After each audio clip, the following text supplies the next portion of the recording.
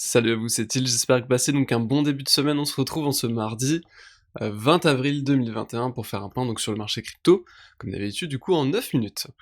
On commencera par donc le marché traditionnel avec le marché donc américain et le gold. On ira voir la volatilité pardon, du Bitcoin sur 24 heures, donc on ira voir ça étant donné qu'on en a parlé il y a pas très longtemps. On ira faire un point forcément sur le Bitcoin du coup d'un point de vue hebdomadaire, daily, c'est funding, H4. On ira voir donc le total, une étude donc comparative, hein, entre du coup le Bitcoin et ici, donc le total, le crypto total market, hein, ainsi que du coup le total 2, donc on exclut du calcul, la capitalisation du Bitcoin. On ira voir du coup sa dominance contre, forcément les alts, hein, et on ira voir, du coup, le shit perp contre le mid perp, étant donné que du coup on est en train de travailler la zone intéressante et on fera un petit bonus sur l'Androsus. Simplement en début de vidéo, si vous avez certains soucis du coup au niveau des éléments de langage qui seront utilisés au cours de la vidéo, n'hésitez pas à aller checker directement le lexique de trading qui sera disponible dans la description. Alors, donc le marché américain ici ouvre légèrement à la baisse, mais rien d'inquiétant pour l'instant. On est venu chercher effectivement la borne de volatilité supérieure, donc ça on en avait parlé. Il y a de fortes chances qu'on vienne frapper au moins et chercher ces points qui sont quand même relativement importants au sein d'une tendance, qui sont du coup les bornes de volatilité, donc ici 50 périodes, hein, qui des fois effectivement engendrent certains rejets, mais on voit ici des fois qu'effectivement on passe au-dessus et après il faut attendre une réintégration pour commencer à avoir des signaux d'essoufflement. Donc pour l'instant on est juste venu buter contre la borne de volatilité. Du coup 50 périodes avec un retour potentiel dans le Vegas sans problème, ça ne posera pas de problème technique, pour la tendance de fond qui reste haussière sur les marchés entre guillemets du coup à risque, hein, les marchés actions. Et on a du coup donc le gold qui fait quand même un joli rebond ici en potentiel double bottom, qui aurait potentiellement break avec quand même aussi un point de pullback. Ça serait plutôt un point vendeur, hein, donc c'est plutôt une zone qu'il faudrait effectivement mettre en rouge qu'en bleu, hein, ce qu'on va d'ailleurs modifier immédiatement. Qui du coup correspond aussi à cette, voilà, au haut de canal, hein, baissier. Faudrait vraiment réussir à s'extraire de toute cette zone à la hausse pour commencer à donner un signal aussi, hein, sur le gold. Il faudrait maintenant sortir de ce canal, plus casser et passer effectivement ce niveau résistant pour espérer plus de hausse sur le gold. Et effectivement, si on aurait effectivement là maintenant un break à la hausse de ce canal, suivi du coup d'avalanche baissière sur les actions, voilà, il pourrait effectivement y avoir une petite rotation du marché vers les valeurs refuges, et donc, effectivement, se séparer un peu, hein, des assets à risque. On voit, hein, ici, hein, ceux qui aiment bien comparer le gold au BTC, on voit une vraie belle décorrélation, hein, entre le Bitcoin et le gold, hein. Donc oui, valeur refuge, oui, au sein du marché crypto, mais pour des institutionnels et pour le monde entier, le Bitcoin n'est pas une valeur refuge, hein, on va pas se le cacher, c'est un actif hautement spéculatif. On voit très bien ici la nette décorrélation entre le cours du Bitcoin et le cours du gold, hein, qui lui, le cours du gold baisse, hein, maintenant depuis maintenant pas mal de mois, hein, ça fait 8 mois quand même, hein, qu'on baisse sur le gold, alors que le Bitcoin fait record sur record et n'a jamais été quasiment explosif. Enfin, n'a jamais été autant explosif, donc on voit, bon, ceux qui aiment comparer les deux, on voit que ce soit d'un point de vue pour moi fondamental, et en plus ici d'un point de vue technique et graphique, on voit clairement que les deux assets ne sont pas liés. Pas de correspondance entre les deux. Alors donc ici, on est sur l'index de volatilité du Bitcoin, donc on en avait parlé d'ailleurs, il y a pas très longtemps. C'était la semaine dernière, donc dans les 9 minutes de la semaine dernière. On avait dit effectivement, on était là, hein, on était sur le bas. Voilà, on était sur le bas, en train de travailler la zone basse, hein, borne basse du coup de volatilité. On avait dit justement qu'il y avait de fortes chances que dans les jours et semaines à venir, on ait des chocs de volatilité qui arrivent sur la crypto, ce qui du coup a été le cas. Ça a été le cas du coup, je sais plus exactement quand.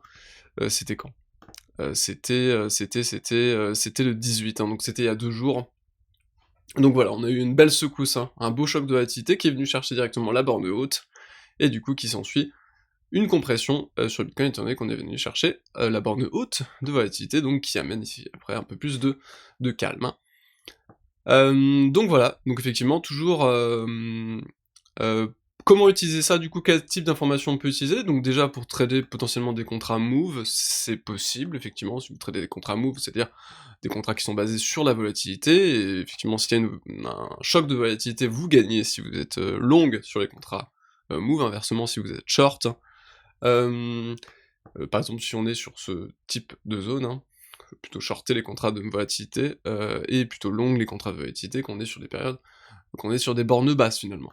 Donc ça peut être utilisé comme ça, et ça peut être aussi utilisé comme un indicateur de, par exemple, de non-prise de position, ou de sortie de position, par exemple sur des, pour les gens qui traderaient en swing, des shitcoins, c'est relativement du coup, bah, c'est déconseillé de mettre du margin dessus, mais c'est quand même possible de faire du swing, dessus, mais par contre quand on va s'approcher de bornes de volatilité basse, il vaut mieux éviter, étant donné que c'est dans ce type de contexte où effectivement on peut avoir des gros chocs de volatilité sur Bitcoin, qui fait que ça peut amener des crises de liquidité sur les shitcoins, qui peut, bah, vous faire rect, on l'a vu avec le REN, USDT qui a perdu 99,99% sur quelques secondes, c'est simplement dû à une crise de liquidité, et ça, du coup, ça arrive souvent quand on est sur des bornes basses de volatilité, donc voilà, on peut utiliser cet outil pour plusieurs types de prise de décision. Alors, du coup, le Bitcoin, donc, d'un point de vue hebdomadaire, voilà, donc toujours très largement haussier, quand même, avant de baissière la semaine dernière. Ceci dit, on reste encore au-dessus du pivot mensuel. Donc on n'a pas encore passé des niveaux techniques qui sont décisifs, hein. Passer en dessous d'un pivot mensuel, ce serait quand même relativement dramatique, hein, étant donné que la dernière fois qu'on l'a passé au-dessus et qui a donné réellement un signal de tendance, c'était en octobre.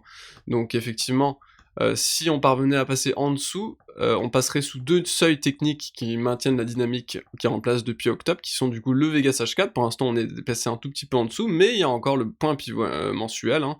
Donc je rappelle, c'est vraiment les 2 outils de tendance que j'utilise, qui sont absolument primordiaux, il faut avoir une vraie corrélation entre les deux pour commencer à donner une prise de décision, et là pour l'instant on en a un sur deux qui tient support.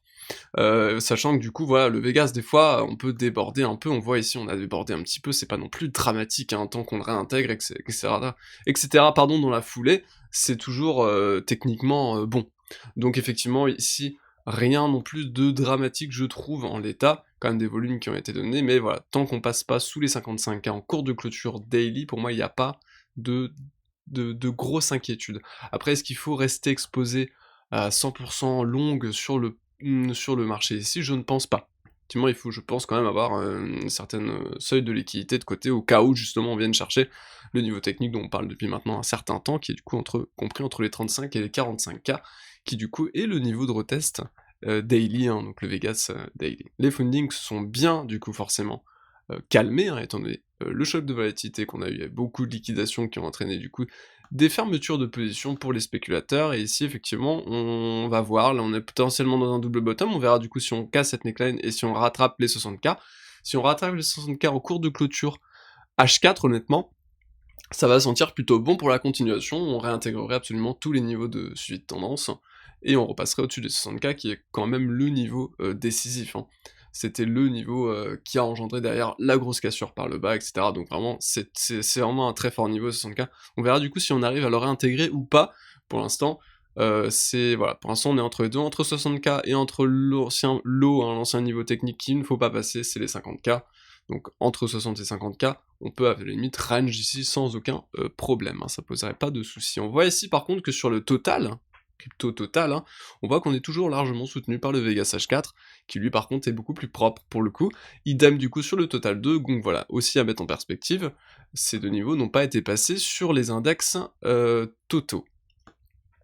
La dominance du Bitcoin ici qui quand même, voilà, donc on en avait parlé, on était sur les 50, donc on est potentiellement aussi sur une zone de rebond court terme. Nous on pense qu'on ira plus bas, mais effectivement on pourrait ça pourrait engendrer un petit rebond, hein, qui nous ferait revenir sur les 58 de dominance, qui sera très important, ce sera du coup le mois. Il faudra absolument breaker, hein, ce double top en cours de clôture mensuelle.